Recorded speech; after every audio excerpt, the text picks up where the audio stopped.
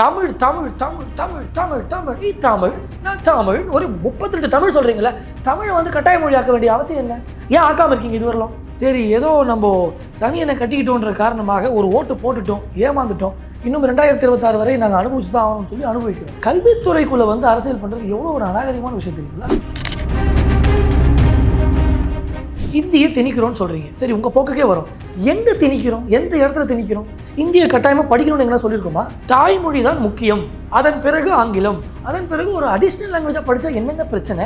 அது அடுத்த கட்டத்துக்கு போகணுமா இல்லையா ஒரு மாநிலம்? அடுத்த கட்டத்துக்கு போகணுமா இல்லையா ஒரு நாடு?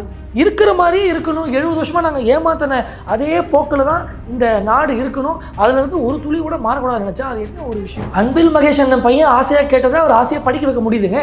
ஒரு ஏழை வீட்டு பையன் போய் ஆசையாக கேட்குறான், அந்த பெற்றோர்களால் படிக்க வைக்க முடியல. என்ன பண்ண முடியும்? நாங்கள் சொல்கிறது ஒன்று தாங்க, பசங்களுக்கு பாடம் எடுக்கணும்னு நாங்கள் கேட்குறோம், ஆனால் இங்கே இருக்கக்கூடிய கட்சியில் எங்களுக்கு பாடம் எடுக்குது. திமுக அறிவாளர் இருக்கக்கூடிய செங்கலை எடுப்பேன், ஒரு செங்கலாக உரிச்சிருவேன்னு சொன்னோன்னே செங்கல் சைக்கோ மாதிரி பண்ணுறான். இந்த திமுக சொல்கிறாங்க ஒரு புள்ளையும் பிடுங்க முடியாது அண்ணாமலைக்கு அப்படின்ற. எங்க நாங்கள் தான் சொல்கிறோமேங்க, தைரியம் இருந்தால் வான்னு சொல்லி உதயநிதி சொல்கிறாரு. அதற்கு அண்ணன் புரட்சி இளைஞர் அண்ணாமலை நான் ரெடி வரேன்றாரு. நேற்று காலையில் ப்ரெஸ் மீட்டில் கேட்கும்போது ஓடுறாரு. ஏன் பயந்து ஓடுறீங்க? ஸ்டாலினுக்கு தமிழே தெரியாது, அதனால் ஒரு மொழிக்காக பிரச்சனை பண்ணுறது நியாயம், நான் ஒத்துக்கிறேன். ஆனால் உதயநிதி அவர்கள் பார்த்து அவங்க அப்பா போலவே படிக்க ஆரம்பிக்கிறாரு, அவரையும் ஒத்துக்கிறேன். இவங்களும் மொழி மீது பற்று இல்லை, இவங்களுக்கு பேசவே தெரியாது, தமிழே தடுக்கிறதோம். ஊரே அப்பா அப்பான்னு நான் ஒரு பேரை மாற்றி சொல்லலான்ருக்கேன். இனிமேல் அவர் அப்பா இல்லை, பெரியப்பா. அண்ணன் வடிவேல் சொல்கிறது போல பெரியப்பா உனக்கு வைக்க போகிறேன் பெரிய ஆப்பா. நிச்சயமாக தமிழக மக்கள் அந்த வார்த்தையை சொல்லிட்டு இருக்கிறாங்க. அண்ணன் விஜய் உட்பட, அண்ணன் திமுக உட்பட எல்லா கட்சிகளும் ஒரே மாதிரி பேசுது பாருங்க. யாராவது ஒரு தெளிவான பார்வை இருக்காங்க, ஒரு விஷயத்தை நான் செய்யக்கூடாது அப்போ தான் நீங்கள் செய்யக்கூடாதுன்னு சொல்லணும். கரெக்டாக இல்லையா? நான் மொடா குடிக்காரன் வந்துட்டு உங்களை குடிக்காதுன்னு சொன்னால் ஏற்றுப்பீங்களா நீங்கள்? யோ நீ ஏன் பகல் குடிக்காரன், நீ வந்து என்ன சொல்கிறேன்னு கேட்பீங்களா மாட்டீங்களா? அண்ணன் விஜய் கேளுங்களேன், மக்கள் பிரச்சனையை பற்றி வாயை திறக்க மாட்டார். பறந்தூர் வருவார், பறந்து போயிடுவார். ஆனால் அந்த கட்சிக்காரன் ஃபுல்லாக 2026 அண்ணன் விஜய் தான் முதலமைச்சர். கூச்சமாக இல்லை, வெக்கமாக இல்லை. முதலமைச்சர் என்ன பண்ணுறாரு? ஒரு இடத்துல கூட சேர்த்துக்கிட்டு என்னை பார்க்குறவங்களாம் அப்பான்னு சொல்கிறாங்க, ஆக இந்த வகையில் சித்தப்பான்னு சொல்கிறாங்க, ஆக வகையில் பொற்கால ஆட்சி தருகிறோம். இல்லை முதலமைச்சர் ஒரு பாட்டி சொல்லுவாங்களே, எப்பா இவனுக்கு ஒரு சீட் எடுப்பா, வாயை திறந்தா பொய்யா சொல்லிட்டு இருக்காங்க. அப்போ பாஜக சொல்லுது, இங்கே முகர கட்டைக்கெல்லாம் சீட் எடுக்க வேண்டியது இல்லை, மூஞ்ச பத்திரே தெரியல, 1 நம்பர் 420 எல்லா இடத்துக்கும் பர்மிஷன் கேட்டுதாங்க போய் அவனை. அரசியல் கட்சின்னு என்னங்க, மக்களை போய் பார்க்கணுங்க. சும்மா பணியூரில் வந்துட்டு 10 பேர் பொட்டில் கொடுத்துட்டு கட்சி நடத்திடலாமா நீங்கள்? திமுக அனுமதிக்க மாட்டேங்குது அப்படின்றது. திமுக எங்கெங்க அனுமதிக்க மாட்டேங்குது? எங்களை மட்டும் திமுக எல்லாத்தையும் மணமகளே மணமகளே கூப்பிடுதா பாஜகவை?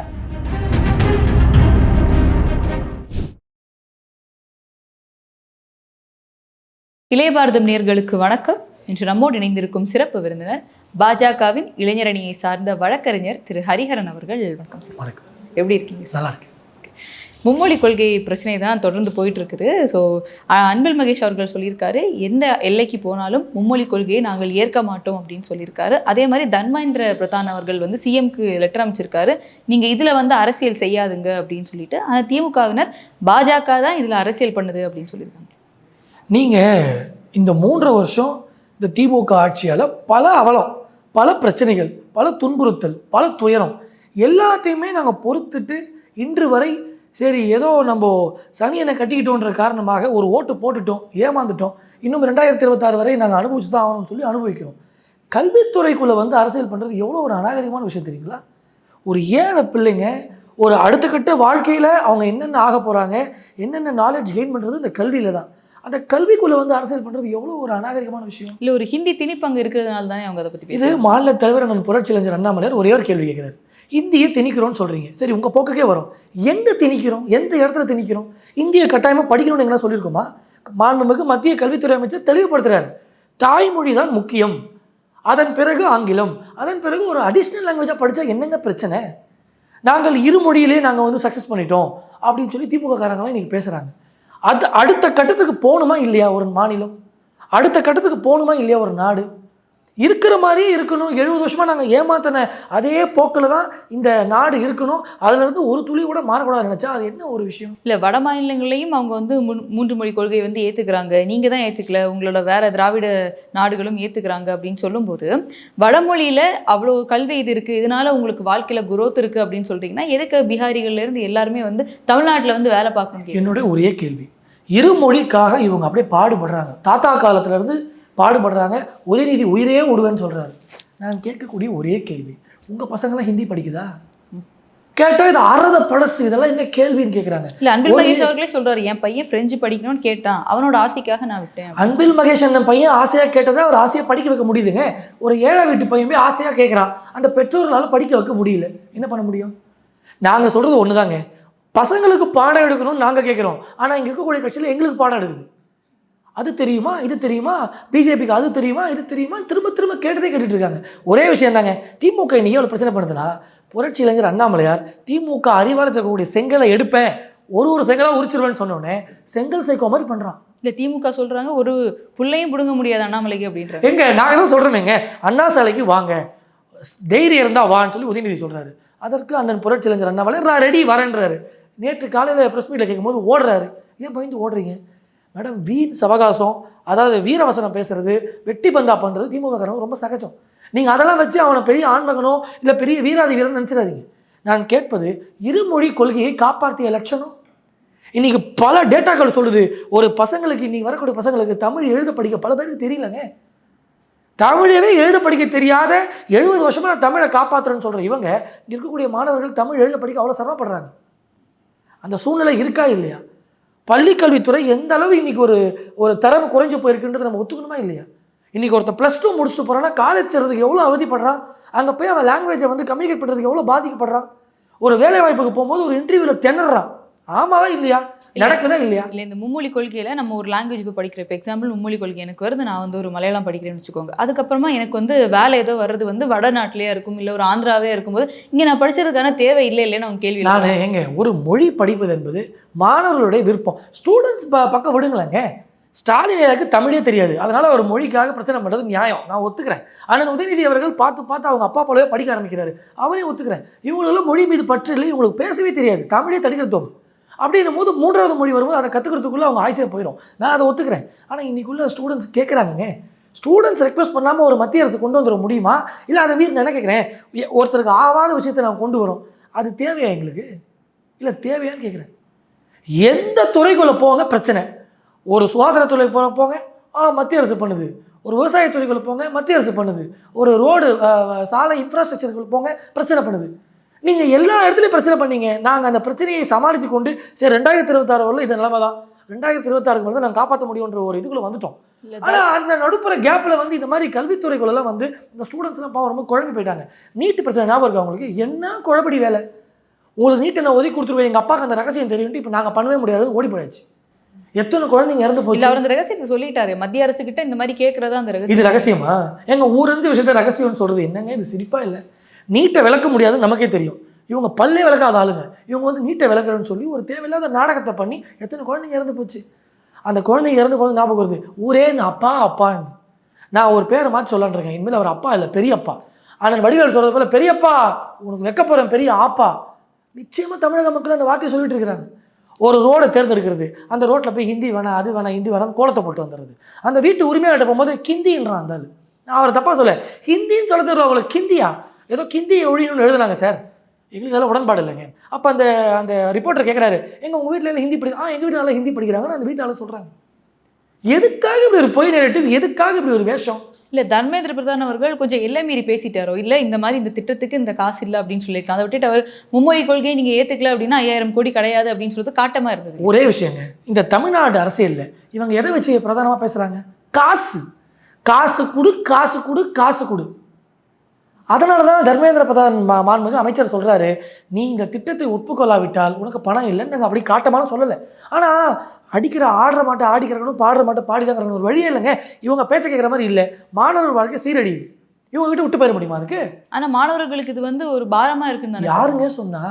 எந்த ஸ்டூடெண்ட்டுக்கே சொன்னா எனக்கு பாரம்னு? இந்த ஆட்சியாளர்கள் தாங்க பாரமாக இருக்காங்க. இந்த கட்சிக்காரங்க இவங்க பண்ணக்கூடிய அந்த மலிவான அரசியல் தாங்க இப்போ ஸ்டூடெண்ட்ஸ் மனசில் பெரிய பாரமாக வந்து உட்காருது. இன்றைக்கி பேரண்ட்ஸ்லாம் சொல்கிறாங்க, நாங்கள் ஹிந்தி கற்றுக்க ரெடியாக இருக்கோம், எங்கள் பிள்ளைகளுக்குலாம் ஹிந்தி சொல்லித்தர ரெடியாக இருக்கோம். ஆனால் இவங்க இந்த திமுக ஆட்சி உள்ளே போந்து ஏன் இப்படி ஒரு ரோல் ப்ளே பண்ணுது? பெரியாரை வச்சு ஒரு 6 மாதம் ஓட்டுவாங்க, ஆளுநரை வச்சு ஒரு 6 மாதம் ஓட்டுவாங்க, மத்திய அரசை வச்சு கடந்த 3 வருஷமாக எதை சொல்லி எங்கள் மேலே பழி, எங்களை பழி போடுறது, அதை வச்சு மக்களை பழி வாங்குறது. இதை தாண்டி திமுக என்ன பண்ணிருச்சு? கஷ்டமாக இருக்கா இல்லையா? இன்னைக்கு நம்மள ஒரு படித்த மாணவர்கள் இவ்வளோ பேர் இருக்கும், இவ்வளோ எக்ஸ்போஷர் இருக்குது, இவ்வளோ டெக்னாலஜி இருக்குது, இன்னும் போய் சொல்கிறான் பாருங்க. ஸ்டாலின் அவர்கள் சொல்கிறாரு, நீங்கள் கொடுக்குற அந்த 2000 கோடியை வாங்கிட்டோம் அப்படின்னா, அதாவது புதிய புதிய கல்விகளை நாங்கள் அக்செப்ட் பண்ணிட்டோம் அப்படின்னா, இந்த நாடு, இந்த தமிழ்நாடு வந்து 2000 வருஷத்துக்கு பின்னாடி பின்னோக்கி போயிடும். நாங்கள் ஆல்ரெடி 2 லட்சம் வருஷம் பின்னாடி போயிட்டோம். தமிழ்நாடு எங்கேயோ இருக்க வேண்டிய மாநிலங்க. இன்னைக்கு எவ்வளோ ஒரு பெரிய ரிசோர்ஸ் ஸ்டேட் தமிழ்நாடு. நாங்கள் எல்லா துறையிலையும் இன்னைக்கு பின்னாடி போயிட்டோம். எல்லா துறையிலையும் திமுக காரன் வந்து உட்காந்துக்கிட்டு ஒரே வேஷம் போடுறான். அண்ணன் விஜய் உட்பட, அண்ணன் திமுக உட்பட எல்லா கட்சிகளும் ஒரே மாதிரி பேசுது பாருங்க. யாராவது ஒரு தெளிவான பார்வை இருக்காங்க? நான் என்ன சொல்கிறேன், பிஜேபி கொண்டு வரதுன்றது விட்டுருங்க, நல்லதா கெட்டதா அந்த அந்த ஒரு விவாதத்துக்கு வராங்களா யாராவது? நல்லதை சிந்திக்கவே மாட்டுறாங்களேங்க. அது பாரதிய ஜனதா கட்சி கொண்டு வந்தால் அப்படியே கண்ணை கட்டிட்டு இருக்காது. என்ன கேவலமான வேலை இல்லை. நீங்கள் அவங்க எப்படி சொல்கிறாங்கன்னா, இப்போ மும்மொழி கொள்கைன்னு நீங்கள் சொல்லுவீங்க, என்ன லாங்குவேஜ் வேணாலும் எடுக்கலான்னு சொல்வீங்க. உள்ளே வந்ததுக்கப்புறம் அதுக்கான ஆசிரியர் பற்றாக்குறை இங்கே ஏற்படுறதுக்கப்புறம் ஹிந்தி ஆசிரியர்கள் இருப்பாங்க, அப்படியே அதை வந்து நீங்கள் திணிச்சிருவீங்க. அதுக்கு நான் என்ன கேட்குறேன், ஆசிரியர் ரெக்ரூட் பண்ண வேண்டிய வேலை யாரோடது? இருக்கிற சரி தமிழ் இவ்வளோ வீரவசனம் பேசுகிறீங்களே, தமிழ் படிச்சுட்டு எத்தனையோ ஆசிரியர்கள் வேலை இல்லாமல் ரோட்டில் நிற்கிறாங்க. ஆமாவா இல்லையா? அப்போ தமிழ் படித்த நிலைமை என்ன? இந்த நிலைமைக்கு ஆள் யார்? உடனே இப்போது நாங்கள் வந்து ஒரு ஆப்ஷனல் லாங்குவேஜ் சொல்லிட்டு அப்படியே ஹிந்தி கொண்டு வந்துருமா? எனக்கு அது அவசியமே இல்லைங்க. ஸ்டூடெண்ட்ஸ் பாயிண்ட் ஆஃப் வியூலேருந்து ஒரு மத்திய அரசு யோசிக்குது, அடுத்த கட்டமாக அந்த மாணவர்களை வளர்த்து கொண்டு போகணும்னு யோசிக்கிறோம். இல்லைன்னா தவறு இருக்குது. இல்லை, எதிர்க்கட்சி தலைவரும் அதான் சொல்கிறாரு, நீங்கள் ஹிந்தி திணிப்பை வந்து இந்த மத்திய அரசு பண்ணணும்னா நாங்கள் ஏற்றுக்கவே மாட்டோம். நான் என்ன கேட்குறேன், அண்ணன் ஸ்டாலின், அண்ணன் உதயநிதி, அண்ணன் எடப்பாடி, அண்ணன் விஜய், அண்ணன் திருமாவளவன் திணிப்புன்றாங்களே, எதங்க கொண்டு திணிச்சோம்? திணிப்புக்கு ஒரு வேல்யூ இருக்கும் இல்லைங்க. திணிப்போட மீனிங் என்ன? தமிழ் தெரிஞ்சவங்களுக்கு திணிப்போட அர்த்தமே தெரியுற மாதிரி தெரியல. பார்த்தா திணிப்புன்னு என்னங்க? ஐ வாண்ட் டு ஃபோர்ஸ் யூங்க. அதாவது பண்ணுமா? ஒரு ஆப்ஷனல் லாங்குவேஜ் நீங்க அக்செப்ட் பண்ணி தான் ஆகணும், அப்பதான் காசு தருவேன், நீங்க அக்செப்ட் பண்ணணும்ன்றது ஒரு திணிப்பு. ஏங்க ஒரு அடிஷனல் லாங்குவேஜ் கற்றுக்கணுமா கூடாதா? நீங்கள் சொல்லுங்கள், கற்றுக்கணுமா கூடாதா? அந்த விவாதத்துக்கு வாங்க. எங்கள் கட்சிக்கெல்லாம் விட்டுருங்க. ஒரு எஜுகேஷன் டிபார்ட்மெண்ட் வரும்போது பார்ட்டியெல்லாம் விட்டுருங்க, அரசியல்லாம் விட்டுருங்க. ஒரு மாற்று மொழி கற்றுக்கிறது நல்லதா இல்லையா? அதில் என்ன பிரச்சனை உங்களுக்கு? கற்றுக்கிட்டு நாங்கள் விவரமாகிட்டு உங்களை ஓட விட்டுருவோம் பயப்படுறீங்களா? அண்ணன் உதயநிதிக்கும் அண்ணன் ஸ்டாலினுக்கும் ஹிந்தி தெரியலன்னா ஊரில் யாரும் ஹிந்தி படிக்கக்கூடாதா? ஹிந்தி பேசியிருக்காருங்க. ஏண்டி கூட்டணியோட அலைன்ஸ் இதுல வந்து ஹிந்தி நீங்க பாத்தீங்களா? ஆமா, அந்த மேடையில் அவர் பேச. இந்த ஒரு பாட்டி சொல்லுமே, ஒரு கோடி அப்பு நீ பார்த்த. ஆமா, அப்போ ஒரு கோடி அப்புன்னு நீங்க பாத்தீங்களா? சும்மா அதெல்லாம் இல்லைங்க. ஐஎன்டி கூட்டணி அலையன்ஸ்ல வந்து நார்த் இந்தியாவில் போகும்போது ஸ்டேஜ்ல இருந்து பேச தான் செஞ்சாரு ஸ்டாலின் அவர்கள். அந்த ஹிந்தியை பார்த்தா ஹிந்திக்காரன் காதல் ரத்தம் வருதுங்க. அதெல்லாம் இல்லைங்க. அவருக்கு ஹிந்தி தெரியல, அவங்க மகனுக்கு ஹிந்தி தெரியல, குடும்பம் ஹிந்தி பேசுது, பல்கலைக்கழகம், ஸ்கூலு, காலேஜ் ஜாலியாக நடத்துகிறாங்களேங்க. எல்லா இடத்துலையும் ஹிந்தி இருக்கா இல்லையா? உங்களுக்கு இவ்வளோ மொழி மீது பற்று, நான் மொழிக்காக உயிரே விடுவேன் உதயநிதி சொல்கிறாரு. நீங்கள் உயிரெலாம் விடுவேன் தலைவரே. அந்த பள்ளிக்கூடம் எங்கெல்லாம் ஹிந்தி நடக்குதோ அந்த ஸ்கூலில் என் பேரில் எழுதி வச்சிடுறீங்களா? இல்லை என் கட்சி பேரில் எழுதி வச்சிடுறீங்களா? ஒன்றுங்க, லைஃப்பில் ஒரு விஷயத்தை நான் செய்யக்கூடாது, அப்போ தான் நீங்கள் செய்யக்கூடாதுன்னு சொல்லணும். கரெக்டாக இல்லையா? நான் மொடா குடிக்காரன் வந்துட்டு உங்களை குடிக்காதுன்னு சொன்னால் ஏற்றுப்பீங்களா நீங்கள்? யோ நீயே பகல் குடிக்காரன், நீ வந்து என்ன சொல்கிறேன்னு கேட்பீங்களா மாட்டீங்களா? நான் ஹிந்தி கற்றுக்காத போது, நான் தமிழ் நிற்கும் போது நான் சொன்னால் 5 அவங்க காது கொடுத்து கேட்பாங்க. பரவாயில்ல, ஏதோ ஹரி சொல்கிறாரு.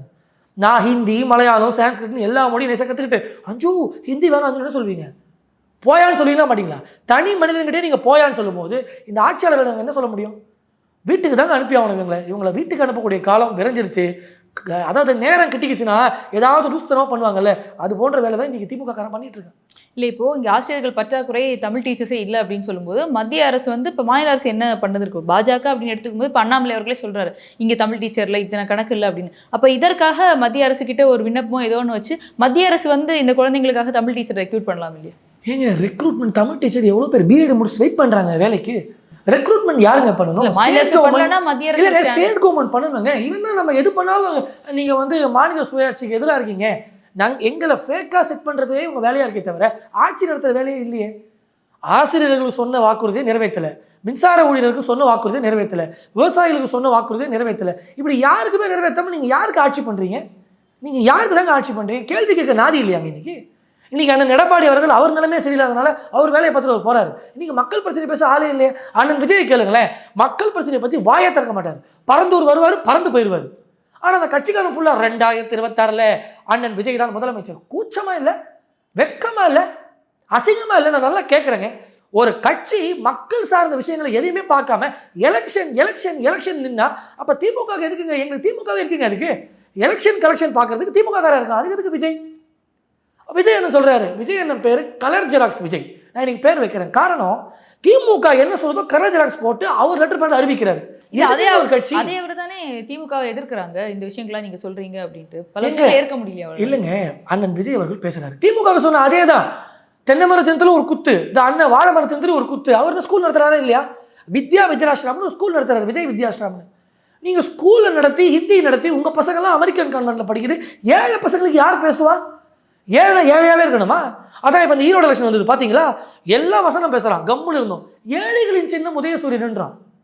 இது இந்த அக்கிரமத்தை எங்கேயாவது பார்த்துருப்பீங்களா? 70 வருஷமாக ஆட்சி பண்ணி நீ ஏழைகளின் சின்னம் சொல்கிறதுக்கு தான் நான் உட்காந்துட்டு இருக்கேமா? ஏழைகளின் சின்னம்னு சொல்கிற ஏழை மாணவர்களுக்கும் இதான் எங்கள் கெதியா? ஏங்க ஏழைகள் நாட்டில் இருக்காங்களா இல்லையா? ஒரு தமிழ்நாடு மாநிலத்தில் ஏழைகள் இருக்காங்களா இல்லையா? ஏன் இப்படி குரல் வலை போட்டு நசுக்கிறீங்க? எங்களை சாவடிச்சிருங்க பேசாமல். எங்கே போனாலும் பிரச்சனை, எங்கே போனாலும் அநீதி. ஏழைகளுக்கு எங்கன்னா ஒரு விஷயம் பண்ண முடியுதாங்க? இன்னைக்கு ஒரு ஃப்ரீயாக அவங்க போக முடியுதாங்க, வர முடியுதாங்க? பெண்கள் எடுத்துக்கோங்க, பாதுகாப்பு இருக்காங்க. இவங்கெல்லாம் என்ன தைரியத்தில் மைக்கு பிடிச்சி பேசுகிறாங்க? துணை முதல்வர் உதயநிதி சொல்கிறாங்க, வட மாநிலத்தை கம்பேர் பண்ணும்போது தமிழ்நாட்டில் வந்து பெண்களுக்கு எதிரான குற்றங்கள் கம்மியாக இருக்குது. நான் டெய்லியும் காட்டுறேங்க, கம்மியானது இல்லைங்க, எத்தனை குற்றங்கள் அதிகரிக்குதுங்க. ஒரு பாலியல் வழக்குன்னு வந்தோடனே கிட்டத்தட்ட 20 வழக்கு லைன் கட்டி வருது. ஆசிரியர்கள் ஒரு குழந்தைய பாலியல் வழக்கு, 1ஆம் கிளாஸ் குழந்தைக்கு ஒரு பிரச்சனை, யூகேஜி பிள்ளைக்கு பிரச்சனை. யாரை தான் வெளியே விட முடியும்? முதலமைச்சர் கூச்சமே இல்லாமல் சொல்கிறார் ஒரு மேடையில், அங்கொன்றும் இங்கொன்றும் நடக்கிற பிரச்சனைக்கு இந்த ஆட்சியை கூட சொல்கிறாங்களே. தலைவரே, அங்கொன்றும் இங்கொன்றும் நடக்குது இன்னைக்கு. நான் பட்டியலிடவா? முதலமைச்சருக்கு போய் சொல்கிறாங்களே இல்லையானே தெரியல. முதலமைச்சர் என்ன பண்ணுறாரு? ஒரு இடத்துல கூட சேர்த்துக்கிட்டு என்னை பார்க்குறவங்கெல்லாம் அப்பான்னு சொல்கிறாங்க, ஆக இந்த வகையில் சித்தப்பான்னு சொல்கிறாங்க, ஆக வகையில் பொற்கால ஆட்சி தருகிறோம். இன்னொன்று கேளுங்க, நீங்கள் நல்லவங்கன்னா யாருங்க சொல்லணும்? ஊரில் இருக்கணும் சொல்லணும், கரெக்டாக? இப்போ அஞ்சு நல்லவங்கன்னு யார் சொல்லணும்? அஞ்சு நல்ல பொண்ணுப்பா, வெளியே பார்க்க சொல்லணும். அஞ்சுவே புகழ்ந்துட்டு எப்படி இருக்கும்? ஒருவேளை அவர் செல்ஃப் அனலைஸ் பண்ணி சொல்கிறாரு. என்னங்க செல்ஃப் அனலைஸ்? ரோட்டில் யாரும் நியூஸ் பார்க்கறது இல்லையா? செய்திகள் பார்ப்பது இல்லையா? நான் தான் சிறந்த முதலமைச்சர், எங்கள் ஆட்சியை குறை சொல்ல உலகத்திலே ஒருத்தன் இல்லை. கேவலமா இல்லை? தன்னை தானே புகழ்ந்துக்கிறதா? ஒரு வீடியோ நம்ம பார்க்குற முதலமைச்சர் அவர்கள் மக்களை பார்த்துட்டு இருக்கும்போது குழந்தை ஓடி போய் கட்டி பிடிச்சி போட்டோ எடுக்கிறத பார்த்துருங்க. ஐயோ, அந்த குழந்தைக்கு யாருன்னு தெரியாதுங்க. அவரை சொல்லி விடுறதா, ஓடி போ, கட்டி பிடி, நில்லு, பேர் வை, இதெல்லாம் ஒரு கல்ச்சராக மாற்றிட்டாங்கங்க. அப்படியே முதலமைச்சர் பண்ணக்கூடிய அந்த அப்படியே தீன் தமிழ் ஆட்சியை பார்த்து ஓடி வராங்களா மக்கள்லாம்? நீங்கள் மனசாட்சியோடு சொல்லணும், காமெடி பண்ணக்கூடாது. சொல்லிட்டு நீங்கள் சிரிக்கிறீங்க, காமெடியாக இருக்கக்கூடாது ஒரு விஷயம். அவர் பண்ணக்கூடிய ஆட்சி ஒரு அலங்கோல ஆட்சி என்பது ஊரறிஞ்ச உண்மை. அதாவதுங்க நான் என்ன சொல்கிறேன், ஒரு ஆட்சி அமைச்சாச்சு, கொஞ்சம் முன்ன பின்னே இருந்ததுன்னா அதை செல்ஃப் அனாலிசிஸ் பண்ணி கொண்டு வரணுங்க நல்லபடியா. நான் பண்ணதை பண்ணிட்டேன், போகிற போக்குக்கு போட்டோன்னா அது என்னங்க கதை? இது மந்திரிங்க வாயெல்லாம் பார்த்தீங்கன்னா ஒருத்தர் வாயும் என்ன பேச்சு. மழை வந்தால் மழை சம்மந்தப்பட்ட விஷயங்களுக்கு பொய்யா புழுவுறது, அறுவடை டைம் வந்தால் விவசாயிகள் சார்ந்த விஷயங்களுக்கு பொய்யா சொல்கிறது, இப்படி கல்விக் கொள்கை வர நேரத்தில் மாணவர்கள் சார்ந்து பொய்யா பேசுறது. நீங்கள் எங்கே தான் உண்மையை பேசுவேன், எப்போ தான் உண்மையை பேசுவேன்? இல்லை, முதலமைச்சர் ஒரு பாட்டி சொல்லுவாங்களே, எப்பா இவனுக்கு ஒரு சீட் எடுப்பா, வாயை திறந்தா பொய்யா சொல்லிட்டு இருக்காங்க. அப்போ பாஜக சொல்லுது, இங்கே முகரக்கட்டைக்கெல்லாம் சீட் எடுக்க வேண்டியது இல்லை, மூஞ்ச பத்திரே தெரியல, 1ஆம் நம்பர் 420ங்கன்னு ஒரு 420 ஆட்சி நடக்குதுங்க தமிழ்நாட்டில். முதலமைச்சர் சொல்கிறார் இல்லையா, நாங்கள் வந்து ஹிந்தி தமிழ்நாட்டுக்குள்ளே நாங்கள் வேணாம், இல்லை வேறு மொழி வேணான்னு சொல்லி நீங்கள் கேந்திர வித்யாலயில் படிக்க வைங்க, சிபிஎஸ்சியில் படிக்க நாங்கள் கருமத்தை இப்படி சொல்ல முடியுமா ஒரு முதலமைச்சர்? சிபிஎஸ்சியில் படிக்க வைங்க, மெட்ரிகுலேஷனில் படிக்க வைங்க, அரசாங்க பள்ளி மாணவர்கள் தாங்க ஒரு அரசாட்சி நடக்குது. நான் என்ன கேட்குறேன், தமிழ் தமிழ் தமிழ் தமிழ் தமிழ் தமிழ் நீ தமிழ் நான் தமிழ், ஒரு 32 தமிழ் சொல்கிறீங்களே, தமிழை வந்து கட்டாய மொழி ஆக்க வேண்டிய அவசியம் என்ன? ஏன் ஆக்காமல் இருக்கீங்க? இது வரலாம் ஆக்கிருக்கணுமா இல்லையா? இது வரலாம் 70 வருஷம் ஆகுது. இவங்க நடத்தக்கூடிய மெட்ரிகுலேஷன் பள்ளியிலையும் இவங்க நடத்தக்கூடிய சிபிஎஸ்சி பள்ளியிலையும் தமிழை கட்டாய மொழியாக்குங்க. அங்கேயே பண்ண முடியாது இவர்கள் இங்கே வந்துட்டு ஒரு ஒரு ஒரு கேம் பண்ண என்னங்க இது? இல்லை, கட்டாய மொழின்னு ஆக்கும்போது அதான் அண்ணாமலை அவர்களும் அந்த விஷயத்தில் குறிப்பிட்டார். இப்போ ட்ரான்ஸ்ஃபர் ஆகி வேறு மாநிலத்துலேருந்து இங்கே வராங்க அப்படின்றப்போ தமிழ் கட்டாயமாக இருந்தால் அந்த குழந்தைங்களுக்கு அது படிக்கிற ஒரு கஷ்டமாக இருக்கும். இங்கிலீஷ்ன்றது எல்லா இடத்துலையும் நார்மலாக இருக்கும். நான் என்ன கேட்குறேன், திமுககாரங்க சொல்கிறேன், திமுககாரன் என்ன சொல்கிறான்? தமிழ் தான் என் மூச்சு, தமிழ் தான் என் பேச்சு, தமிழ் தான் என் வாட்சின்றான். நாங்கள் தமிழை குறை சொல்ல, நாங்கள் தமிழை கொச்சையாக பேசலை, தமிழை வச்சு மலிவான அரசியல் பண்ணல. நான் என்ன கேட்குறேன், மாற்று மொழியும் தமிழ் அழிஞ்சிருமாங்க? இதே இந்த ஒரு படத்தில் வரும் பாருங்க, அஜித் போயினே இருப்பார், கண்ணாடி திருப்பினா ஆட்டோ ஸ்டார்ட் ஆகும் பாருங்க. அந்த கதையா என்னங்க இது? எத்தனை நாளுங்க என்ன ஏமாற்ற போகிறீங்க? தாய்மார்களை விடியல் விடியல் விடியல் விடியாமல் ஆக்கிட்டீங்க. அதே மாதிரி குடிகாரனுக்கு ஃபுல்லாக ஒயின் ஷாப் அங்கங்கே திறந்து விட்டு அவனை வாழ வைக்கிறீங்க. பொய்யா சொல்கிறீங்களேங்க. ஸ்டாலின் அவர்கள் ஒரு சவால் மாதிரி ஒரு விஷயம் சொல்லியிருக்காங்களே, நீங்கள் நிதி தர மாட்டீங்கன்னு சொன்னீங்க, நாங்கள் வந்து உங்களுக்கு வரியை திரும்ப தரமாட்டோம் அப்படின்னு சொல்கிறதுக்கு எங்களுக்கு எவ்வளோ நிமிஷம் ஆகிடும்? 1 நிமிஷம் ஆகிடும். சொல்லுங்களேங்க. சும்மா சொல்ல வேண்டியது மேடையில் உதயநிதி என்ன பேசியிருந்தாரு, கப்பு சிப்பு நடிகார் பாருங்கள், சவுண்டே இல்லை பாருங்கள். காரணம் ஃபுல் அண்ட் ஃபுல் தவறு செய்து நாங்கள், எங்கள் மந்திரிகள், எங்கள் சட்டமன்ற உறுப்பினர்கள், திமுக கட்சி எங்கள் சுரண்டி வாழ்கிற கட்சிங்க. இப்போது நீங்கள் இருக்கீங்க மேடம், உங்களுக்கு ஒரு தொழில் நட சொல்வீங்க, இவங்களுக்கு என்ன மேடம் தொழில் இருக்குது? என் பணத்தை எடுத்து வச்சு தொழில் நடத்துகிறாங்க இவங்கெல்லாம். இன்றைக்கி பெரிய பெரிய மிட்டாமரசா பெரிய கோடீஸ்வரர்களாக இருக்காங்க. என்ன பேசி உங்களுக்குலாம் நான் கேட்குறேன், பதில் சொல்லுங்களேன். இது யாராவது கேட்குறேன்னா அதுக்கு ஜால்ரா போடுறதுக்கு மேடம் இந்த உலகத்திலேங்க, உலகத்திலே நடக்காத அநீதி ஒருத்தன் தப்பு பண்ணுறான், ஒருத்தன் கேவலம் பேசுகிறான், ஒருத்தர் வந்து மக்களை கேவலப்படுத்துகிறான். ஆனால் அவனுக்கு தர்க்கம் பண்ணி ஒரு 1000 பேர் இருக்கான் நாட்டிலன்னா அவன் எவ்வளோ பெரிய ஒரு தவறான ஒரு மனிதனாக இருப்பான், எவ்வளோ ஒரு மனம் குன்றிய மனிதனாக இருப்பான். தப்பு செய்கிறான்னு தெரியுதுங்க, ஆனால் என் தாய்மார்களை நம்ப வைக்கிறான் அது சரி என்று. இருமொழி கொள்கை தான் சொல்லி இன்னைக்கு தூக்கிட்டு வராங்க நிறைய பேர் பேசுறதுக்கு. எந்த தேர்தலில் வரீங்க, எந்த இதில் வரீங்க, தரவுகளுக்கு சொல்லுங்கள். எந்த மாணவர் வேணான்னு சொன்னால் நாங்கள் பாரதிய ஜனதா கட்சி சார்பாக கையெழுத்து எடுக்க ஆரம்பிக்கிறோம், பார்ப்போம். கெட் அவுட் ஸ்டாலின், மானம் போச்சா, மானமரியாதை போச்சா, எதுக்கு இந்த வேலை? ஆட்சியை கேவலம்னு சொல்லும்போது ஒத்துக்காமல் இருந்தாங்க. கெட் அவுட் மோடின்னு வாங்க, இனிமேல் கோ பேக் மோடின்னு சொல்ல மாட்டாங்க. கெட் அவுட் மோடின்னு வீரவசனம் பேசிட்டு உதயநிதி இறங்கினார். இறங்கும் போதே மானம் போதா? இன்னைக்கு ட்ரெண்டிங்கில் இருக்கு மேடம், 15 லட்சம் பேருக்கு மேலே இன்னைக்கு கெட் அவுட் ஸ்டாலின்றாங்க. இந்த அசிங்கம் தேவையா? இந்த வடிவேலு ஒரு தாத்தா உள்ள கூட்டு வரு, ஏய் இப்போ முடிஞ்சா ஆடுறா, இப்போ முடிஞ்சா ஆடுறான்னு ஒரு சாணியத்துக்கு அடிச்சுடுவான் மூஞ்சில். அந்த கதையா இன்னைக்கு இந்த ஆட்சியாளர் மேலே சாணியை கட்சி ஊற்றியாச்சு. ஆனால் இப்போவும் சொல்லுவான் இது பாஜகவுடைய கைக்கூலிகள் செய்த வேலைன்னு இப்பயும் பேசுவான். இல்லை, அண்ணாமலை அவர்கள் ஒரு தரவோட ஒரு விஷயத்த நான் சொல்கிறேன்ட்டு விஜய் அவர்கள் வந்து விஜய் வித்யாசிரமம்னு ஒரு பள்ளி வச்சிருக்காரு அப்படின்றாரு. அப்போது விஜயோட ரசிகர்களும் தாவேக்காவை சார்ந்தவர்களும் வந்து விஜய் அவர்கள் வந்து இல்லாத குழந்தைங்களுக்காகவும் ஒரு பள்ளி நடத்துறாரு அப்படின்றத வந்து காட்டுறாங்க. அதே மாதிரி திருமாவளவன் மேலே ஒரு அக்யூசேஷன் வைக்கிறாரு. நாய்க்குட்டியில் வந்துட போகுது. ஐயோ இல்லைங்க, என்ன ஒரு சோஷியல் சர்வீஸுங்க விஜய்க்கு. அப்பா, இல்லாத குழந்தைங்க நடத்துகிறாராமா? பார்த்துருவாங்க என்ன ஃபீஸுன்னு. என்னங்க இது? அவர் நடிகராக இருந்து கோடி கோடியே சம்பாரிச்சாரு, அந்த ரசிகனுக்கு ஒரு 10 ரூபா கொடுத்துருப்பாருங்க. அந்த அந்த நடிகர்லாம் சொல்கிறாங்க, சின்ன சின்ன நடிகர்லாம், ஏங்க அவர் எங்களுக்கே ஒன்றும் செஞ்சது இல்லைங்க, என் குடும்பத்தில் உடம்பு சரியாமல் போச்சு, என் குடும்பத்தில் நல்லது கெட்டது ஏதோ ஒரு சின்ன சின்ன உதவியோட செஞ்சது கிடையாதுங்க. எதிலையுமே பங்கேற்காமல் தாவேக்காங்கிற கட்சி நான் ஆட்சி அமைச்சிருவேன் பேசுறது மக்களும் அதை பார்க்குறாங்கன்னா எவ்வளோ நம்மளை கேவலமாக நினச்சிருக்காங்க பாருங்கள். திமுக காரே நம்பிட்டு போயிடலாம், அவனாவது நம்மளை அடிமையாக நினைக்கிறான். அண்ணன் விஜய் அவர்கள் நம்மளை கொத்தடிமையாக நினைக்கிறாரு. நான் எங்கேயும் வரமாட்டேன், நான் எங்கேயும் போக மாட்டேன், ஆனால் முதலமைச்சர் அவன் ஒரு கர்வத்தோட ஒரு சுத்தறாங்க. எவ்வளவு திமிர் இருக்கும். விஜய் அவர்கள் போனோம், பெர்மிஷன் கேட்குறாங்க, ஆளுங்கட்சி கொடுக்கல. பரந்தூர்ல அவருக்கு அது நான் என்ன கேட்குறேங்க, ஒரு இடத்துக்கு போகிறதுக்கு பர்மிஷன், எல்லா இடத்துக்கும் பர்மிஷன் கேட்டுதாங்க போய் ஆகணும். அரசியல் கட்சின்னு என்னங்க, மக்களை போய் பார்க்கணுங்க. சும்மா பனையூரில் உட்காந்துட்டு 10 பேர் பொட்டலும் கொடுத்துட்டு கட்சி நடத்திடலாமா நீங்கள்? திமுக அனுமதிக்க மாட்டேங்குது அப்படின்றது. திமுக எங்கெங்க அனுமதிக்க மாட்டேங்குது? எங்களை மட்டும் திமுக எல்லாத்தையும் மணமகளே கூப்பிடுதா பாஜகவை? எங்களையுமே எங்கேயுமே அனுமதி தரதில்லை. நாங்கள் அதை மீறி போராட்டங்களும் ஆர்ப்பாட்டங்களும் மக்கள் பிரச்சனைக்காக நிற்கலையா? இன்னைக்கு புரட்சி இளைஞர் அண்ணாமலையார்னு ஒரு ஆள் இங்கே தமிழ்நாட்டில் இல்லைன்னா இன்னைக்கு நிலைமையை யோசிச்சு பாருங்க. நான் சொல்றதுனா ஏதோ கட்சிக்காக பேசுறான், ஏதோ கூவிட்டு இருக்கான்னு நினைப்பீங்க. கிடையாது, இது பல லட்சம் மக்களுடைய வலி. நான் பேசுறது எவ்வளோ இன்னல்கள், எவ்வளோ அக்கிரமங்கள் நடக்குது நாட்டில். ஒரு கட்சிக்காரன் இன்னைக்கு மக்கள் சார்ந்து பேசுறவங்க இருக்கானா? ஏடிஎம்கேக்காரங்களை பாருங்க, அவன் கட்சி பிரச்சனையே பெரிய பிரச்சனையா இருக்கு. இன்னைக்கு தாவேகாவை பாருங்க, யாரை இழுக்கலாம், எங்க சேர்க்கலாம், எப்படி இவங்களை ஏமாற்றி ஓட்டு வாங்கலாம். இதை தாண்டி ஆனால் விஜயோட ஸ்ட்ராட்டஜி.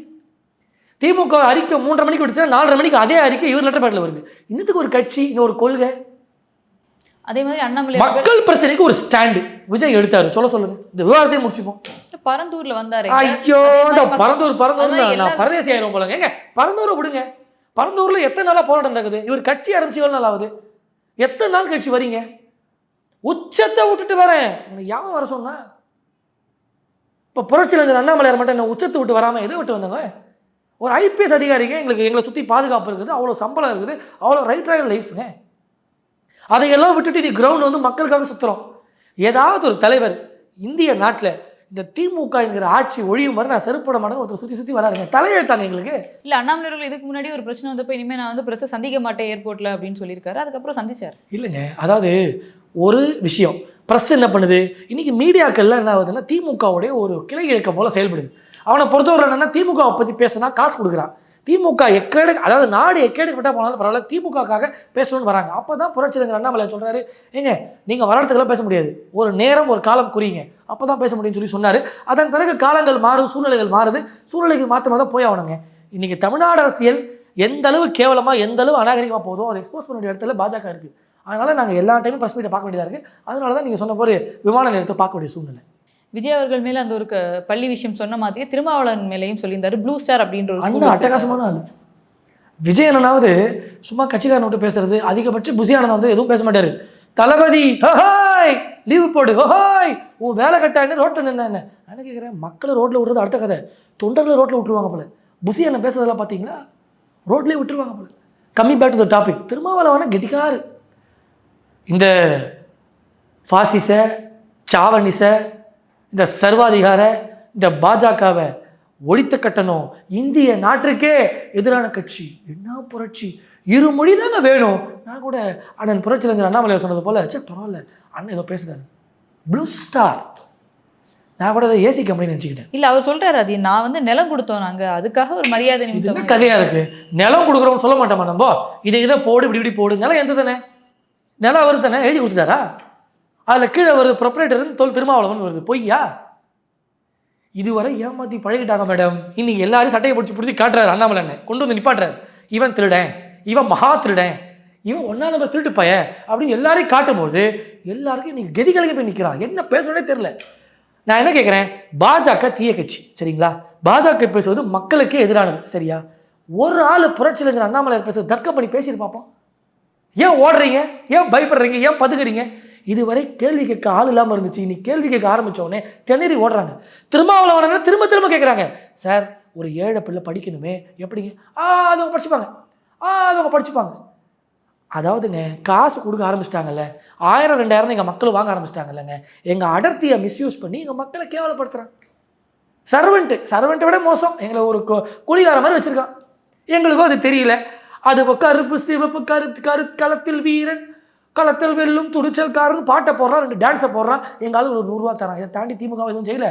அதை தொடர்ந்து அவங்க கூட்டணி கட்சி எல்லாமே இதே மாதிரி பாட்டை போட்டு டான்ஸ் ஆடிக்கிட்டு, இதை தாண்டி ஒன்றுமே இல்லை.